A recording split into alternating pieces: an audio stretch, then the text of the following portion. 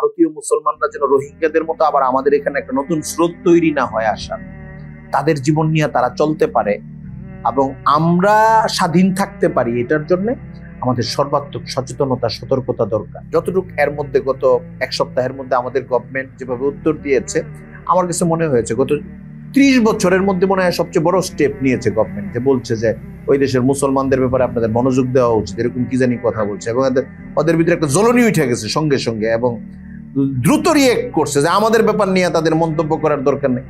বাংলাদেশ এতটুকু যে করছে, আমাকে যদি আপনি বলেন, আমি বলবো যে কালকে আবার আরেকটা কথা না বলবো। বাংলাদেশের যে পজিশন, একটু একটু করে আগানো, এটা না দিলে কি হইতে পারে? আমার কাছে যেটা মনে হয়েছে, এটা সবচেয়ে বড় ফায়দার দিক হইল শুধু ভারত বাংলাদেশের সাম্প্রদায়িক পরিস্থিতি নিয়ে, মানে বানানো ফেক পরিস্থিতি নিয়ে বক্তব্য দিয়ে যায়, এটা থামানোর জন্য হইলেও পাল্টা কথাটা এখন একটা রিয়েল একটা ঘটনা বলা দরকার। আপনার দেশে তো মুসলমান মারতেছে না, আপনার দেশে তো আপনি কষ্ট দিতেছেন, সচেতনতা, সতর্কতা, দোয়া খায়ের এটা বাড়তে থাকে। আমরা অনেক সময় সফট কাজ দেখলে নিরুৎসাহ বোধ করি, এটা আমাদের একটা স্বভাবগত ব্যাপার। নরম কাজ দেখলে, যে হুজুর ভারতীয় মুসলমানদের জন্য আমাদের সমানে দোয়া হইতে হবে, যে ভারতের মুসলমানরা নির্যাতিত হচ্ছে, এটা শুনলে বলে যে হুজুর দোয়া করে কি করবে?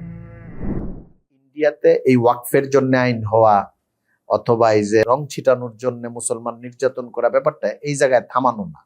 মুসলমানদেরকে পলিটিক্যালি মারে, অর্থনৈতিকভাবে মারে, চাকরির দিক থেকে মারে, এরপরে খাদ্যখানা নিয়ে মারে, মানে ওদের মার এবং কষ্ট দেওয়ার মুসলমানদের খাতের কোনো অভাব নাই। পাশের দেশের নাগরিক আমরা এবং পাকিস্তান, মুসলিম নাগরিক আরো দেশ ইন্ডিয়ার আশেপাশে আছে, এটা তাদের হেডেক না, তাদের দুশ্চিন্তা না। কিন্তু আমরা যারা দুইটা দেশ, ভারত, বাংলাদেশ এবং পাকিস্তান, এই দুইটা দেশের যেহেতু মুসলিম নাগরিক আমরা, আমাদের দুই কারণে এটা নিয়ে ভাবনা থাকা উচিত, দোয়া থাকা উচিত, ফিকির থাকা উচিত, সচেতনতা থাকা উচিত এবং সতর্কতা থাকা উচিত। একটা কারণ হইল, আমরা যদি তাদের প্রতিবেশী, একদম সংযুক্ত প্রতিবেশী নাও হইতাম, তবুও থাকতে হইতো, কারণ তারা মুসলিম, মজলুম মুসলিম, তাদের জন্য আমাদের দোয়া থাকতে হবে। আর 2 নম্বর কারণ হইল, ইন্ডিয়ার আচরণটা বা ভারতের আচরণটা 47-এর পর থেকে এই পর্যন্ত, আমি একটু আগে বলেছি, এতটাই খারাপ, এটা আমাদের সাথেও এবং ওই পাকিস্তানের সাথেও, যেহেতু এখানে ধর্ম একটা গুরুত্বপূর্ণ পয়েন্ট, যে এতটাই খারাপ যে সে সবসময় একটা জুলুম, বৈরিতা, দুর্ব্যবহার এই আচরণগুলো করেছে। আমাদের সাথে বাড়তি একটা আচরণ হলো, অনেক সময় যে নাগরিকদেরকে সে অস্বীকার করতে চেয়েছে আমাদের দিকে ঠেলে দিয়েছে, আমাদেরকে পানির ক্ষেত্রে ঠকানোর চেষ্টা করেছে, বাণিজ্যের ক্ষেত্রে ঠকানোর চেষ্টা করেছে। সীমান্ত হত্যাটা আমাদের সাথে সবচেয়ে বেশি ইন্ডিয়া করে, কাছাকাছি দেশের মধ্যে। পাকিস্তানের সাথে এই সাহসটা সে পায় না, যেটাকে সীমান্ত হত্যা বলা হয়। বিএসএফ, বিজিবি আমাদের নাগরিকদেরকে মেরে ফেলা, বলে যে চোরাচালানির জন্য আসছিল। চোরাচালানি খুব ছোট অজুহাত, মানে ইনসাল্ট করা, মেরে ফেলা এবং ওই দেশের মানুষকে অবমূল্যায়ন করার সবচেয়ে মানে একটা বড় ঘটনা হইলো যখন তখন চাইলাম মেরে ফেললাম। এটা মনে করার কোনো কারণ নাই যে বিএসএফ খামখেয়ালি করে মেরে ফেলে বছরের পর বছর। এটা একটা সেন্ট্রাল পলিসি যে ওই জায়গায় মারা হবো, আমরা মারবো, অন্তত বছরে কিছু মারতে থাকবো, কিছু চোরাচালানিকে মেরে ফেলবা। এটা সেন্ট্রাল পলিসি না থাকলে এত দেন দরবার হচ্ছে, এত মিডিয়াতে আলোচনা হচ্ছে। আমার সচেতনতা, মানে আমার মনে আছে অন্তত 20-25 বছর যাবত এগুলি নিয়ে আলোচনা চলতেছে। 2-3 বার ইন্ডিয়া ওয়াদাও দিছে যে আর গোলাগুলি হবে না, তারপরেও মেরে ফেলে কেন? অথচ অন্য সীমান্তে সাহস পায় না কেন? চীনের সীমান্তে সাহস পায় না, পাকিস্তানের সীমান্তে 3 জনকে মেরলে ওরা 4 জনকে মেরে যায়, ওখানে থেমে গেছে তারা। তা আমাদের যেটা করার সেটা হলো ভারতীয় মুসলমানদের প্রতি দরদ রাখা। ভারতীয় মুসলমানদের সংখ্যা তো আমাদের চেয়ে বেশি মনে হয় নাকি? এই মুহূর্তে কত? 30 কোটি। আমাদের চেয়ে বেশি সংখ্যক মুসলিম, তারা যদি এখানে বিপন্ন হইতে থাকেন, এটার অনেক রকম ইফেক্ট আমাদের উপরে এসে পড়বে। এটা মাথায় রাখা, মানে এটা কৃষক দরদ না যে ভারতের মুসলমানদের জন্য কত কানবো না, কেন আমার বাঁচার জন্য কানতে, কারণ ওরা ঠেলে পাঠায় দিবে এই দিকে। আমাদের আত্মরক্ষার প্রয়োজনে এখানে 2টা স্বার্থ একসঙ্গে। একটা হলো শরীরি হুকুম, যে মুসলমানদের, মজলুম মুসলমানদের, যেরকম গাজার মুসলমানদের প্রতি আমাদের দরদ থাকতে হবে, মজলুম মুসলমানদের প্রতি দরদ থাকার হিসাবে ভারতীয় মুসলমানদের প্রতি দরদ থাকা। 2 নাম্বার হলো আমাদের আত্মরক্ষার প্রয়োজনে ভারতীয় মুসলমানদের প্রতি দরদ রাখা, এবং এটার জন্য সর্বাত্মক প্রচারণাগুলো করা, মত বিনিময়গুলো করা, একটা মোহাচ্ছন্নতার মধ্যে সময়টা না কাটানো। এই যে করণীয় কি, এটা অনেক লম্বা আলোচনার একদম চূড়ান্ত স্তরে আজকে যাওয়ার আমার দরকার নেই। সচেতনতা একটা প্রাথমিক পদক্ষেপ বা সতর্কতা যে ভারত একটা অবিশ্বস্ত রাষ্ট্র মুসলমানদের জন্য, একটা জালেম রাষ্ট্র, ওদের দেশের মুসলমানের জন্য, প্রতিবেশী মুসলিম দেশগুলোর জন্য। এইটুক জায়গায় আমাদের চর্চায় আনতে হবে বারবার। কারণ আমাদের সরকারগুলো কি করবে এটাও সবসময় আমরা ঠিক করে দিতে পারবো। কারণ হলো কূটনৈতিকভাবে এবং রাষ্ট্রীয় ক্ষমতা, ধারণ ক্ষমতার দিক থেকে আমরা এত বেশি শক্তিশালী না যতটুক এর মধ্যে গত এক সপ্তাহের মধ্যে আমাদের গভর্নমেন্ট যেভাবে উত্তর দিয়েছে, আমার কাছে মনে হয়েছে গত 30 বছরের মধ্যে মনে হয় সবচেয়ে বড় স্টেপ নিয়েছে গভর্নমেন্ট, যে বলছে যে ওই দেশের মুসলমানদের ব্যাপারে আপনাদের মনোযোগ দেওয়া উচিত, এরকম কি জানি কথা বলছে। এবং ওদের ভিতরে একটা জ্বলনি উঠে গেছে সঙ্গে সঙ্গে, এবং দ্রুত রিয়েক্ট করছে যে আমাদের ব্যাপার নিয়ে তাদের মন্তব্য করার দরকার নেই। বাংলাদেশ এতটুকু যে করছে, আমাকে যদি আপনি বলেন, আমি বলবো যে কালকে আবার আরেকটা কথা না বলুক। মানে বাংলাদেশের যে পজিশন, একটু একটু করে আগানো, ওই আমাদের ট্রান্সশিপমেন্ট আটকায় দিছে, আমাদের এখানে আস্তে করে একটু আটকায় দেওয়া, ধমকাধমকির দরকার নেই। আমরা জনগণ লেভেলে আমরা প্রতিক্রিয়া ব্যক্ত করবো, কিন্তু সরকারি লেভেলে আমাদের মতোই প্রতিক্রিয়া হইতে হবে এটা জরুরি না।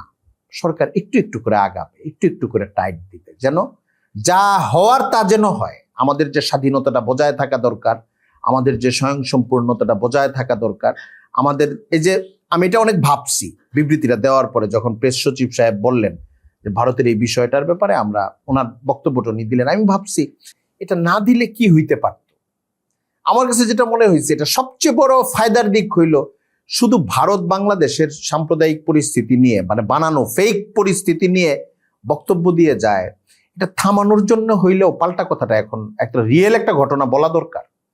আপনার দেশে তো মুসলমান মারতেছেন, আপনার দেশে তো আপনি কষ্ট দিতেছেন, এবং এটা নিয়ে তো আমাদের উদ্বেগ তৈরি হচ্ছে, ওখানকার মুসলমানদের সমস্যা নিয়ে, ওদের ব্যাপারে একটু মনোযোগ দেন। মানে আমাদেরকে যে ফেক অভিযোগগুলো দেয়, এইটা থামানোর জন্য ওদের সত্য খারাপ গুলো বলা দরকার।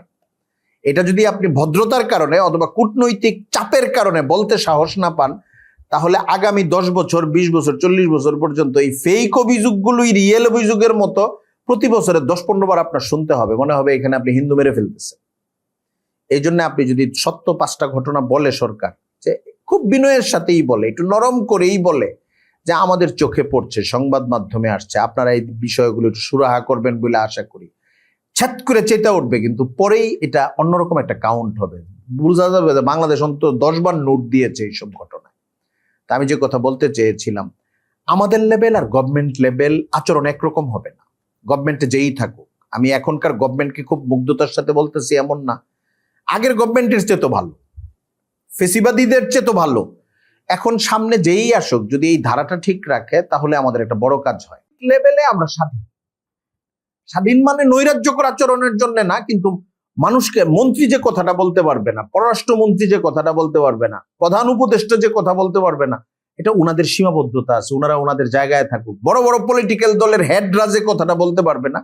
আমরা সাধারণ মানুষ, আমরা মানুষকে একটা কথাই বলবো, সেটা হলো ভারতের মুসলমানরা ভালো নাই, আমরা তাদের পাশের প্রতিবেশী রাষ্ট্র, এবং হিন্দুত্ববাদের বিস্তারটা তারা উপমহাদেশ ব্যাপী করছে। তাদের অনেক প্ল্যান সর্বভারতীয়, সর্ব উপমহাদেশীয়। আমাদের নিজেদের বাঁচাইতে হইলে ভারতীয় মুসলমানরা যেন রোহিঙ্গাদের মতো আবার আমাদের এখানে একটা নতুন স্রোত তৈরি না হয় আসার, তাদের জীবন নিয়ে তারা চলতে পারে এবং আমরা স্বাধীন থাকতে পারি, এটার জন্য আমাদের সর্বাত্মক সচেতনতা, সতর্কতা দরকার। এই কথাগুলো উচ্চারিত হতে থাকলেই 5 বছর 10 বছর পরে যদি পুরো প্রয়োজন সামনে চলে আসে, নাগরিকরা পরের স্টেপটা ঠিক করে নিতে পারবে। আগে মূল কথাটা উচ্চারিত হইতে থাকা দরকার। আমাদের যেন সচেতনতা, সতর্কতা এবং দোয়া খায়ের এটা বাড়তে থাকে। আমরা অনেক সময় সফট কাজ দেখলে নিরুৎসাহ বোধ করি, এটা আমাদের একটা স্বভাবগত ব্যাপার। নরম কাজ দেখলে, যে হুজুর ভারতীয় মুসলমানদের জন্য আমাদের সমানে দোয়া হইতে হবে, যে ভারতের মুসলমানরা নির্যাতিত হচ্ছে, এটা শুনলে বলে যে হুজুর দোয়া করে কি করবে। বয়স হয়েছে, অভিজ্ঞতা হয়েছে, আপনাদের সাথে শেয়ার করি। দোয়া করলে অনেকগুলি কাজ হয়। একটা কাজ হলো দোয়া নিজেই একটা কাজ, এটা একটা অনেক বড় অ্যান্টিবায়োটিক। আল্লাহ তাআলা কার দোয়া কখন কবুল করে এবং কোনটার কারণে আল্লাহ কি দিতে থাকেন, এটা আমাদের জানা নাই। এটা তো একটা বস্তুবাদী কথা, যে দোয়া করে কি করবে। দোয়াই তো একটা অনেক বড় কাজ। হ্যাঁ, ইসলামী শরীয়তে এটা একটা অনেক বড় বিষয়, যে আমলগুলো হাতে পায়ে করার জিনিস, ওইটাও করতে হবে, সঙ্গে দোয়াও করতে হবে। এটা সত্য, কিন্তু দোয়া করে কি হবে? জিকির করে কতটুকু করবেন? হাতে তসবি নিয়ে ঘুরেন কেন? খুব খেয়াল রাখি আমরা নিজেরা অনেক সময় আবেগে এই কথাগুলো বলে ফেলি, কিন্তু শরীয়তের এই ইবাদতের অংশটা এত তুচ্ছ না যত তুচ্ছ আমরা অনেক সময় অন্য একটা শক্ত কাজ বোঝানোর জন্য করি না কেন, এটা বোঝানোর জন্য এই উদাহরণটা দেই। এটা একটা হালকা জিনিস, এটা খুব খারাপ জিনিস, এটা অনুচিত জিনিস। দিনদার, রুহানি, আল্লাহর প্রতি মোতাওয়াক্কিল আল্লাহ কোন মুসলমান এই কথা কেন বলবে? বদরের যুদ্ধে তো যুদ্ধ শুরু হওয়ার আগে আল্লাহ রাসূল সাল্লাল্লাহু আলাইহি ওয়াসাল্লাম আরিশে কিভাবে কাঁদছেন, আপনি সিরাতে বদরের এই অংশটা দেখেন। অস্ত্রের আওয়াজ ওঠার আগে আল্লাহর দরবারে উনি চোখের পানি পাঠাইতেছেন। তো এটা তো অনেক বড় জিনিস। হ্যাঁ, জেহাদের সময় দোয়ার উপরে ইক্তেফা করা নিষেধ। লড়াই যেখানে লাগবে ওইখানে দোয়াও লাগবে, লড়াইও লাগবে। শুধু লড়াই লাগবে এরকম কোনো মেসাল নাই। আল্লাহর রাসূল যতগুলো জেহাদ করছেন এবং সাহাবায়ে কেরাম পরবর্তীতে জেহাদ করছেন, মুসলমান মুজাহিদিনরা লড়াই করছেন বা বড় বড় কাজ করছেন, দোয়া ছাড়া মূল কাজটা করছেন, এটার একক উদাহরণ আপনি কোথাও পাবেন?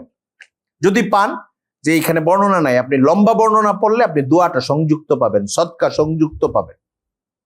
এই জন্য দোয়ার একটা আলাদা, মানে এটা স্বয়ংসম্পূর্ণভাবে একটা উপকারী জিনিস সমস্ত বিপদ আপদের জন্য, মুসলমানের যে কোনো সংকটের জন্য। এই জন্য আমরা দোয়া করব। 2 নম্বর দোয়ার ফায়দা হইল, বর্তমান পরিস্থিতিতে 2 নম্বর ফায়দা হলো, এমন অনেক কাজ আছে আমরা করতে পারি না। আমরা যখন বলবো চলুন ভারতীয় মুসলমান মজলুম মুসলমানদের জন্য দোয়া করি, সেখানে মুসলমানদেরকে হত্যা করা হইতেছে। বা এটা বললেনও না আপনি শুরুতে, আপনি দোয়া করতেছেন, ইমাম সাহেব মানুষ আওয়াজ করে করে দোয়া করতেছেন, আল্লাহ এখানে মুসলমানদেরকে হত্যা করা হচ্ছে, আমাদের ভাইদেরকে বোনদেরকে আমরা কিছু করতে পারতেছি না। এটা একই সঙ্গে দোয়া, একই সঙ্গে বিশাল একটা সামাজিক মেসেজ। বহু মানুষের দিল তৈরি হইতে থাকবে, এই কথাগুলি অন্তরে ঢুকতে থাকবে, তার যে হ্যাঁ আসলেই তো আমার ভাইয়েরা ওখানে কষ্টে আছে, আমি তো কিছু করতে পারতেছি না। এটা আপনি 2 বছর করেন, 3 বছর করেন, 4 বছর করেন, পরে এটা একটা উচ্চারিত জায়গায় চলে যাবে।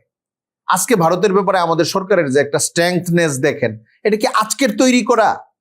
এটা তো 10 বছর, 15 বছর, 20 বছর ভারত আমাদের বঞ্চনা যে দিচ্ছে পানির ক্ষেত্রে, ব্যবসার ক্ষেত্রে, সীমান্ত হত্যা, এগুলি উচ্চারিত হইতে হইতে হইতে হইতে এখন এই জায়গায় গেছে যে আমাদের তরুণ যারা আন্দোলন করেছে গত জুলাইয়ে, তারাও ভারতের ব্যাপারে একটা নিউট্রাল একটা অবস্থায় আসার চেষ্টা করছে। এই গভর্নমেন্টও এই কথাগুলো বলতেছে। এটা তো উচ্চারিত হইতে হইতে এই জায়গায় যায়। মানুষের দেমাগ তো বানাইতে হয়। আমাদের আজকের মূল জিনিসটা হইল মুসলিম উম্মার যে উম্মা সুলভ যে ভ্রাতৃত্ব, এটার জন্য অল্প কিছু ফিকির তৈরি করা এবং যেটা আমাদের গায়ের উপরে এসে পড়ে যাচ্ছে ওই বিষয়টা নিয়ে সচেতন হওয়া। সেটা কি? ভারতীয় মুসলমানদের হালাতের সাথে আমাদের হালাত জড়িত।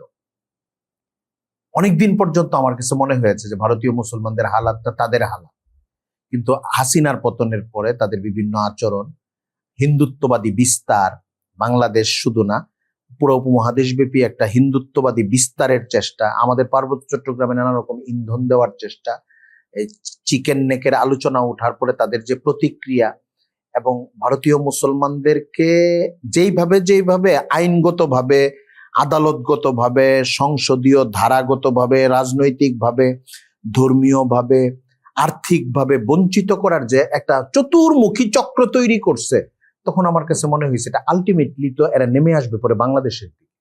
যেটা পুশিন একটা সাবজেক্ট তৈরি হয়েছিল, যেটা রোহিঙ্গাদের ক্ষেত্রে হয়েছে, যখন এটা হইতে থাকবে তখন বলতে থাকবে বাংলাদেশি, মানে বাস্তবে বাংলাদেশের সাবেক মানুষ হোক বা না হোক, যান বাঁচানোর জন্য বহু মানুষ তো তখন এই দিকে আসতে থাকবে। আমরা জায়গা দিব কিনা মানবিক চিন্তা, এটা আলাদা চিন্তা, কিন্তু প্রথম চিন্তা তো করতে হবে আমরা কি জর্ডান হব, আমরা কি রাফা হব, মিশরের ভূমিকা পালন করব, না আমরা ওই দেশটাকেই স্বাধীন রাখবো। আজকে গাজায় মানে হয় জর্ডানে পাঠায় দিব ওই ফিলিস্তিনিদেরকে, না হলে মিশরে কিছু পাঠায় দিব। আমেরিকার যে প্রস্তাবটা আসছে, 4টা দেশ গাজা ফিলিস্তিনের চারপাশে, একদিকে হইল জর্ডান, একদিকে হইল লেবানন, সিরিয়া, লেবানন, আর এইদিকে হইল মিশর। শুধু মিশরের অল্প একটু অংশ পেয়েছে গাজা, গাজা আর কাউকে পায় নাই, কিন্তু পশ্চিম তীর পেয়েছে ওই 3টা দেশের বর্ডার, লেবানন, সিরিয়া আর জর্ডান। তো এই জন্য ট্রাম্প এই কথা বলতে পারছে যে জর্ডানে আর মিশরে তাদেরকে পাঠায় দেওয়া হোক, এই করব। আমাদের সামনে ভারতীয় মুসলমানদের জন্য পশ্চিম পাকিস্তান আগের, এখনকার পাকিস্তান, আমাদের বাংলাদেশ, এই দুইটা অংশকে জর্ডান আর মিশর হিসাবে ব্যবহার করে কিনা ইন্ডিয়া, এবং ইন্ডিয়াকে বড় বড় রাষ্ট্রগুলো সহযোগিতা দেয় কিনা, তাদের সাথে তাদের যে ব্যবসা বাণিজ্যের মৈত্রী অবস্থানগুলো আমরা দেখি না, এর আগেই ওই রাষ্ট্রটাতে মুসলমানদের অবস্থানটাকে শক্ত করা দরকার, যেন আমাদের একটা পশ্চাৎভূমি হিসাবে ভূমিকা নিতে না হয়। শরণার্থী শিবিরের জায়গাটা যেন আমাদের দেশে না হয়, আমাদের দেশে এসে যেন লাখ লাখ কোটি কোটি মুসলমানের জায়গা নিতে না হয়। আমরা এমনিতেও ভূমিগতভাবে ছোট, আমাদের অর্থনীতিও ছোট। মুসলমান ভাই জায়গা তো দিতে হবে, এটা অন্য আলোচনা। তার আগের আলোচনা হলো আমাদের সতর্ক হওয়া, ওই ভাইদের জন্য দোয়া করা, আমাদের জটিলতাটাকে অনুভব করার চেষ্টা করা। এটা আমাদেরও দরকার, পাকিস্তানিদেরও দরকার। এটা একদম সমান সমান জিনিস। ইন্ডিয়ান মুসলমানদের বিবেচনা নিয়ে যখন চিন্তা করব আমরা, আমাদের আর্মিরও এটা নিয়ে ফিকির করা দরকার, পাকিস্তান আর্মিরও ফিকির করা দরকার, আমাদের গোয়েন্দা বাহিনীর ফিকির করা দরকার, পাকিস্তানের গোয়েন্দা বাহিনীর ফিকির করা দরকার, আমাদের নাগরিকদের ফিকির করা দরকার, পাকিস্তানের নাগরিকদের ফিকির করা দরকার। কেন করা দরকার? কারণ মুসলমানদেরকে মায়ের দিয়ে বের করতে থাকলে তো এরা এই দুইটা দিকেই যাবে, অন্য কোনো দিকে তো যাওয়ার সুযোগ থাকবে না তার। তো এই দুইটা দেশ ধর্মীয় মানে উম্মাগত তাগাদার কারণেও এই জায়গাটার প্রতি খেয়াল করা দরকার। আর নিজের দেশের ভৌগোলিক অখণ্ডতা এবং নিজের দেশের স্বয়ংসম্পূর্ণতা এবং ভারতীয় প্রেসার বাংলাদেশের উপরে বা পাকিস্তানের উপরে যায় যেন না পড়ে, ভবিষ্যতে একটা দীর্ঘমেয়াদী ক্ষতের একটা ক্ষেত্র তৈরি না হয়, এখন থেকেই কূটনৈতিক সচেতনতাগত এবং যত ধরনের পূর্ব প্রস্তুতি আছে, যেহেতু আমরা একটা বাইরের দেশ, ভারতীয় মুসলমানরা ঠিক কারেন্ট এখন যে জটিলতার মধ্যে আছে, আমরা তো এটার মধ্যে নাই, আমরা তো বাইরে আছি। এই জন্য আমরা এখন আওয়াজগুলো করতে থাকা, সামাজিক মাধ্যম ব্যবহার করা, অ্যাক্টিভিজম করা, বক্তব্যগুলো দিতে থাকা, ভারতীয় মুসলমান কষ্টে আছে, এই কথাগুলো বলতে থাকা এবং আমাদের দেশে সর্বাত্মক সচেতনতার ক্ষেত্র তৈরি করা, এটা আমাদের জন্য দরকার। আমি হানাহানির কথা বলবো না, এখনই কোনো মারামারির কথা বলবো না, অধিক উত্তেজনার কথা বলবো না, অধিক নিরাপত্তাহীনতার কথা বলবো না। চলুন প্রাথমিক সচেতনতাটা এবং দোয়াটা, এই কাজগুলো করার ক্ষেত্রে আমরা আমাদের দেশে শিক্ষিত তরুণদের মধ্যে, সাধারণ মানুষের মধ্যে মেহনত করতে থাকি।